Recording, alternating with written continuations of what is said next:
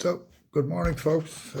As usual, it's bright and breezy. This morning it's 10 to 6. The weather is pretty brutal, to be honest. I mean, if that's July, oh my God. No wonder we're not catching many fish. So, I got a request yesterday to talk a little bit more about what's actually in my boxes as opposed to the boxes themselves and bags and stuff like that. So let's start with topwater. Everybody, I hope, loves to topwater fish. I certainly do. Why? Because it's simply the most exciting form of bass fishing there is, for me personally. Particularly if you can manage to nail a big fish. To see a fish come up and nail your lure it's a knee trembler, right? I recently had 111 centimeter pike on a topwater lure, and I have to tell you, it's one of the funnest experiences. Oh my God, what a take! But let's get back to bass. I'm not going to get through them all. I don't have time, but we'll do a series. I'll talk a bit about the lures today. Then I'll talk about how I fish them, where I fish them, why I fish them that way, etc., etc. So, to start, an absolute classic, right? The Z Claw. I mean, this lure will just catch fish, plain and simple, right? I like it in natural colors. I also like it in solid white. Remember, when you're topwater fishing, yeah, the back matters, but that's what the fish sees more than anything, okay? And it also sees what the action is. So this is a lure that just swims very naturally, very slowly, side to side, side to side. It tends not to get explosive takes, rather, they just kind of suck it in. I really like to fish that lure at the bottom of a tide, say in an estuary, when the tide is slowed right down. You can get it to work lovely, just especially if you're in a narrow channel. It'll just swim across. Next up, another classic. Lucky Craft gunfish. Right?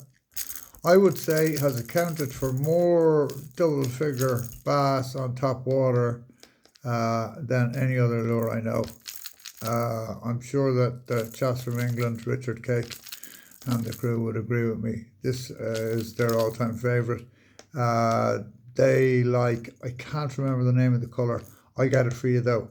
This one is motor oil, and I really awesome lure at the last of the light. Just the darkness of it, I think it creates a lovely contrast, and the fish can pick it up. It's got a beautiful splashing action here at the front, right? You can see very flat nose, so it's like dig, dig, dig, dig, stop, dig, dig, dig, dig, dig. It's available in a range of sizes. I fished this one, which is the 110, and I fished the 90 as well, and you can hear it, right? It's got a lovely rattle.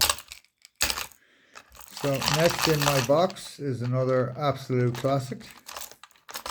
And again, I fish it in a bunch of sizes and a bunch of colors, right?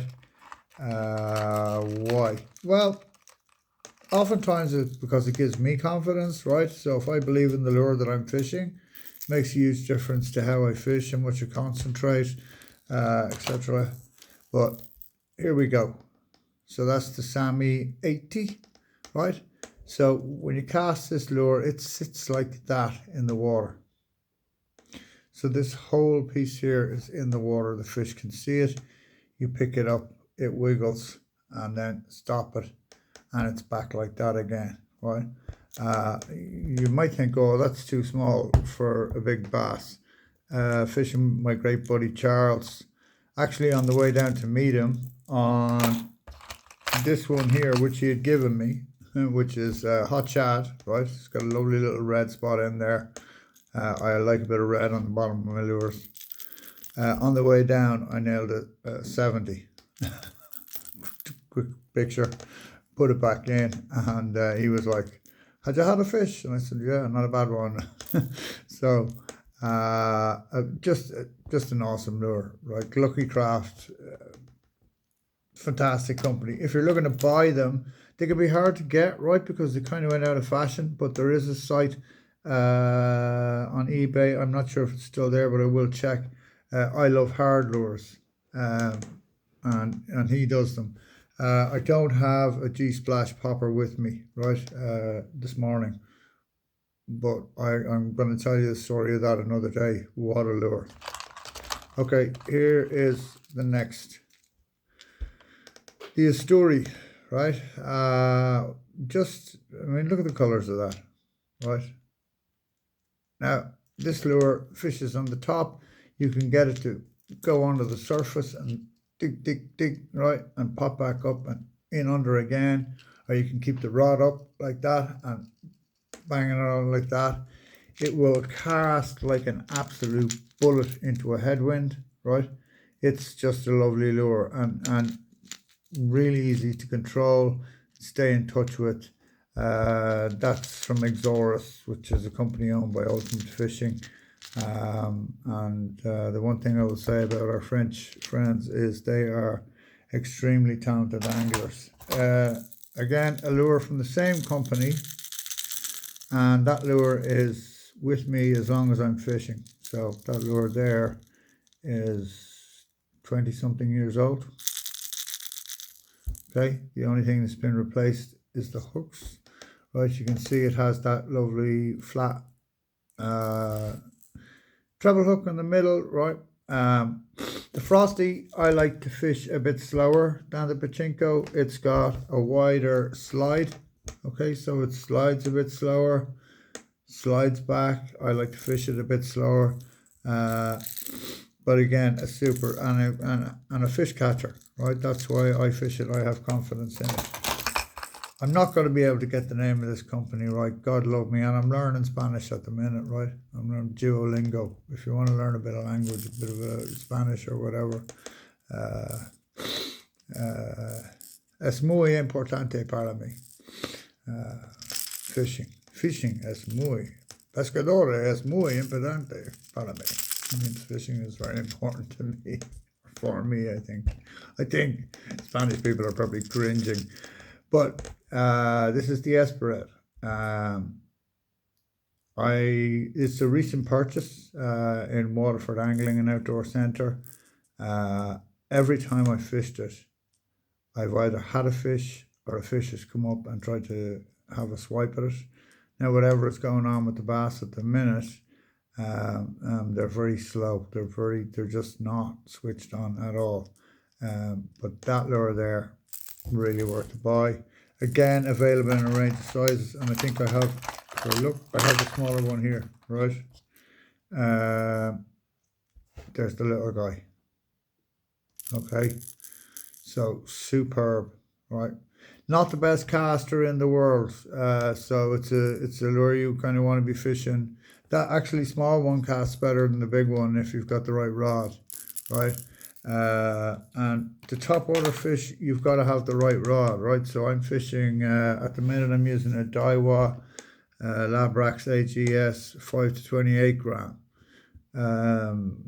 because it'll cast the lures. It allows you to stay in contact. You know, drop the diameter of your braid, right? What's this business with 20-pound braid and 20-pound fluorocarbon? Like, who's ever caught a 20-pound bass? Nobody, right? You don't need that. You know, it doesn't make a difference the diameter of the fluorocarbon. Of course it does. Bass are clever fish. They're no less smart than trout, you know. And talk to a fly fisherman, he'll tell you all about fluorocarbon, right? So, the IMA skimmer. What can I say? It's just awesome. I love this lure. I love it in that size. And it's big brother, right? The Grande. Look at that. I mean, they are things of beauty.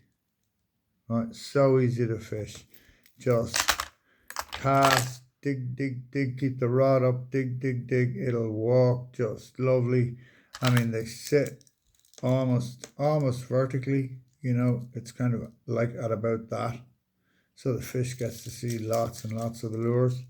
I know all my lures here at the minute have trebles on, when the fishing gets hot, I will change to singles because one, we're doing a lot less damage to the fish. Two, I'm often fishing in really heavy tide and having to use a net, particularly out of the boat. So the lure gets tangled in the net and you spend more time dealing with the net and the lure and the thing than you do, and the fish can hurt itself. And any of those big fish, put them back. I mean, please protect our fishery, put them back. You want to kill a fish, fine. I kill some fish. I eat them. They're beautiful. But I make sure I kill the right size of fish. Kill a fish that's been allowed to spawn at least once. And don't kill immature fish, and don't kill anything over 65 centimeters. I mean, they're just too big. They don't taste nice, and they're our future, right? If you love fishing, they're the future. Finally, and this is one half of my lure box, right? One half of one small lure box. Let me show you the box.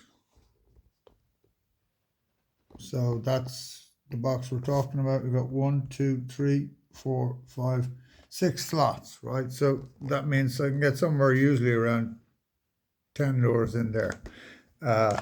So this is the Realis from Duo, one of my favorite companies. I mean, Duo are just amazing. Have you seen how they make their lures? All their lures are handmade, hand painted.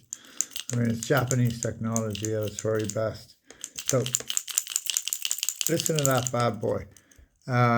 It's available in that size. It's available in a whole bunch of sizes. I mean, I have a tiny little one, like so big. And I also have a big mother of one about this big. And then I have the really, really big one, which is the mullet. And I can only fish that on the really big rod. Last year I had I didn't weigh it, but touching for a double figure fish on the bigger version of this. Yeah, so that's it for this morning. That's half of one side of my Topwater lure box. I think we'll do a little series. We'll keep talking about topwater fishing for a bit. So I hope that was helpful. Derek was the guy who asked. So Derek, I hope that helped you out a bit.